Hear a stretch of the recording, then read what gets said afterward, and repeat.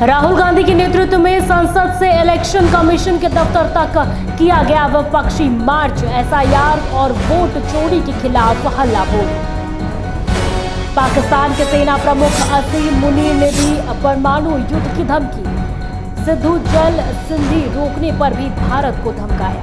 बोले भारत से युद्ध हुआ तो आधी दुनिया को डुबा देंगे। तुर्की में फिर आया शक्तिशाली भूकंप। केंद्र बलिकेसिर प्रांत के पास मची अफरा तफरी। कई घरों में आई दरारें। राहत बचाव कार्य जारी। सैकड़ों लोग हुए बेघर।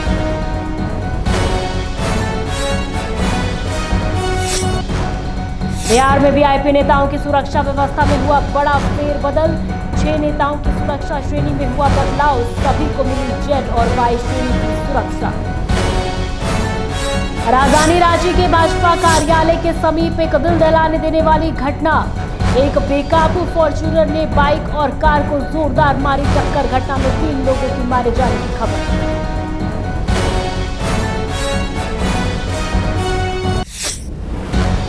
नमस्कार, आइडियल एक्सप्रेस देख रहे हैं आप। मैं हूं आपके साथ पूर्णिमा पांडे। बुलेटिन की शुरुआत करते हैं। देखिए, पाकिस्तान के सेना प्रमुख असीम मुनीर ने भारत को धमकी दी है। परमाणु बम को लेकर यह धमकी मिली है। जी हां, आपको बताते चले कि पाकिस्तान के सेना प्रमुख असीम मुनीर की परमाणु युद्ध की धमकी मिली है। उन्होंने कहा है कि भारत से युद्ध हुआ तो आधी दुनिया को डुबा देंगे। हारते दिखे तो परमाणु बम का इस्तेमाल करेंगे। वहीं सिद्धू जल संधि रोकने पर भी भारत को धमकाया। साथ ही कहा कि भारत बांध बनाएगा तो मिसाइल से उड़ा देंगे। सोशल मीडिया पर सेना प्रमुख की जमकर किरकिरी हो रही है। और देखिए, उन्होंने ये धमकी दी है। सोशल मीडिया पर ये धमकी भी देखिए उनकी वायरल हो रही है, जिसमें उन्होंने कहा है कि भारत से युद्ध हुआ तो आधी दुनिया को डुबा देंगे। वहीं भारत बांध बनाएगा तो मिसाइल से उड़ा देंगे। तो देखिए, ये तमाम धमकी दी जा रही है पाकिस्तान की ओर से। सोशल मीडिया पर पाक सेना प्रमुख की जमकर किरकिरी। अब अगली खबर की ओर बढ़ते हैं। तुर्की में शक्तिशाली भूकंप आया है। इस भूकंप ने कई लोगों की जान ली है और इलाके को, इस पूरी जगह को तहस नहस कर दिया है। जी हां, देखिए, तुर्की में फिर शक्तिशाली भूकंप। केंद्र बलिकेसिर प्रांत के पास मची अफरा तफरी। कई घरों में दरारें। मौत और घायल होने की सूचना। राहत बचाव कार्य जारी। सैकड़ों लोग बेघर। पिछले भूकंप में भारत ने दी थी बड़ी मदद। और देखिए, तुर्की में फिर से शक्तिशाली भूकंप आया है और ऐसे में केंद्र बलिकेसिर प्रांत के पास अफरा तफरी मच गई है। कई घरों में दरारें। मौत और देखिए घायल हो गए हैं लोग, इसकी सूचना मिली है। राहत बचाव कार्य यहां पर पूरा जारी है। सैकड़ों लोग बेघर हो गए हैं। पिछले भूकंप में भारत ने बड़ी मदद की थी। तो देखिए, तुर्की से ये बड़ी खबर, जहां तुर्की में फिर से शक्तिशाली भूकंप आया है। अगली खबर की ओर बढ़ते हैं। देखिए, बिहार में चुनावी साल है और इस चुनावी साल के बीच वीआईपी नेताओं के सिक्योरिटी में फेरबदल की गई है। जेड और वाई सिक्योरिटी लगाई गई है। जी हां, आपको बताते चलें कि विधानसभा चुनाव से पहले बिहार में वीआईपी नेताओं की सुरक्षा व्यवस्था में बड़ा फेरबदल किया गया है। केंद्र और राज्य सरकार की सुरक्षा समीक्षा के बाद 6 नेताओं की सुरक्षा श्रेणी में बदलाव किया गया है, जिसमें डिप्टी सीएम सम्राट चौधरी, पूर्व डिप्टी सीएम तेजस्वी यादव, सांसद पप्पू यादव सहित कई बड़े नेता शामिल हैं। नई व्यवस्था के तहत उप मुख्यमंत्री और बीजेपी नेता सम्राट चौधरी को जेड+ श्रेणी की सुरक्षा प्रदान की गई है। वहीं राजद नेता और पूर्व डिप्टी सीएम तेजस्वी यादव को जेड श्रेणी की सुरक्षा दी गई है।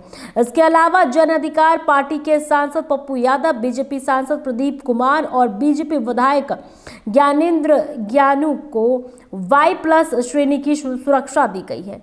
वहीं जदयू के एमएलसी नीरज कुमार को वाई श्रेणी की सुरक्षा प्रदान की गई है।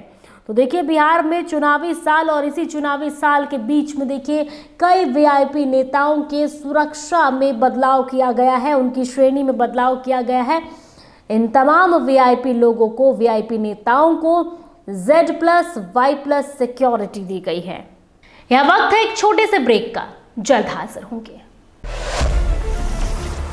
सनसनी फैलाना हमारा मकसद नहीं, हमारा सोच सच की तह तक जाना। नंबर 1 की होड़ में खबरों से खिलवाड़ नहीं, हमारा प्रयास खबरों को खबरों की मंजिल तक पहुंचाने।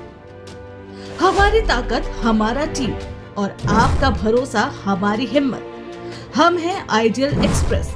आइडियल एक्सप्रेस सोशल मीडिया के सभी प्लेटफॉर्म, OTT और आपके टीवी नेटवर्क पर उपलब्ध।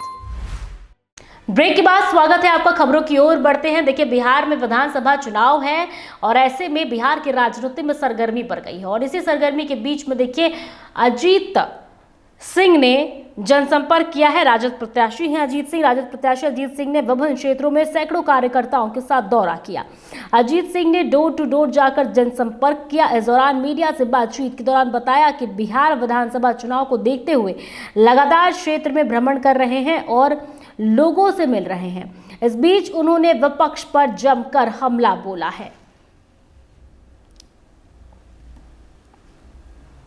अब अगली खबर की ओर बढ़ते हैं। बड़ी खबर देखिए, रांची में बीते दिन बड़ी सड़क दुर्घटना हुई थी और इस सड़क दुर्घटना में अब तक जो खबरें सामने निकल कर आई हैं कि 3 लोग इन मौत हो गई है और कुछ लोग घायल बताए जा रहे हैं जिनका इलाज जारी है। ये सड़क दुर्घटना ठीक बीजेपी ऑफिस के सामने बाहर हुई है, बीजेपी ऑफिस के पास हुई है। राजधानी रांची में रविवार को भाजपा कार्यालय के समीप एक दिल दहला देने वाली सड़क दुर्घटना और इस हादसे में एक महिला और 2 बच्चों की मौके पर ही मौत हो गई, जबकि 3 लोग गंभीर रूप से घायल हो गए हैं। यह हादसा तब हुआ जब एक तेज रफ्तार फॉर्च्यूनर कार ने पहले एक बाइक और फिर एक अन्य कार को जोरदार टक्कर मारी। वहीं आपको बता दें कि जो जानकारी सामने आई है उसके अनुसार टक्कर इतनी भीषण थी कि बाइक पर सवार महिला और दोनों बच्चों की मौके पर ही मौत हो गई है। हादसे में घायल 3 लोगों को नजदीकी अस्पताल में भर्ती कराया गया है, जहां उनका इलाज जारी है। डीएसपी PK मिश्रा ने बताया है कि मामले की जांच की जा रही है और दोषियों के खिलाफ कड़ी कार्रवाई की जाएगी।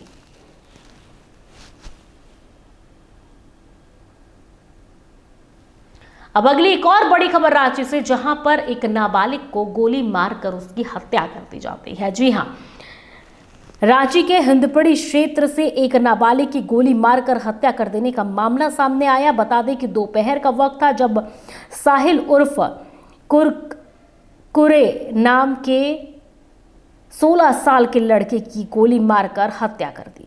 मृतक के मां ने बताया है कि उनका बेटा घर में था। अचानक एक फोन आया जिसके बाद वह बाहर निकला तो तभी अचानक उसकी हत्या कर दी गई।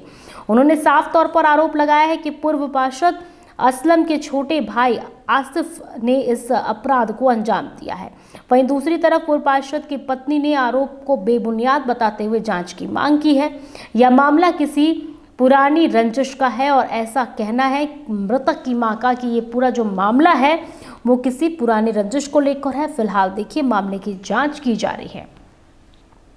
अब अगली खबर पलामू से, जहां नशे में धुत एक व्यक्ति ने कई लोगों को गाड़ी से कुचल डाला, जिसमें 3 लोगों की हालत नाजुक बनी हुई है। आपको घटना के बारे में जानकारी दें कि डाल्टनगंज रेलवे स्टेशन के न्यू पार्किंग एरिया में नशे में धुत एक बेकाबू कार चालक ने कई लोगों को कुचल दिया, जिसमें बच्चे भी शामिल हैं। हादसे में कई लोग घायल हो गए हैं। सूचना मिलते ही पुलिस मौके पर पहुंची और सभी घायलों को इलाज के लिए अस्पताल में भर्ती कराया है, जहां 2 की हालत फिलहाल देखिए गंभीर बनी हुई है। इस हादसे के बाद मौके पर मौजूद लोगों ने चालक को पकड़कर जमकर पिटाई की और पुलिस ने आरोपी को हिरासत में लिया है। तो घटना में देखिए कई लोग घायल बताए जा रहे हैं, 2 की हालत नाजुक बताई जा रही है। नशे में धुतता चालक, ड्रिंक एंड ड्राइव का ये पूरा मामला है। हालांकि अब देखने वाली बात होगी कि जितने घायल व्यक्ति हैं उसकी संख्या मृतकों में कितनी बदलती है और किन किन की हालत, जिसकी 2 की हालत नाजुक बताई जा रही है, उनकी स्थिति आगे क्या होती है, ये हालांकि देखने वाली बात है। बहरहाल देखिए पुलिस पूरे मामले की जांच कर रही है। तो फिलहाल मेरे साथ इस बुलेटिन में इतना ही। ऐसे ही तमाम खबरों के लिए देखते रहिए आइडियल एक्सप्रेस।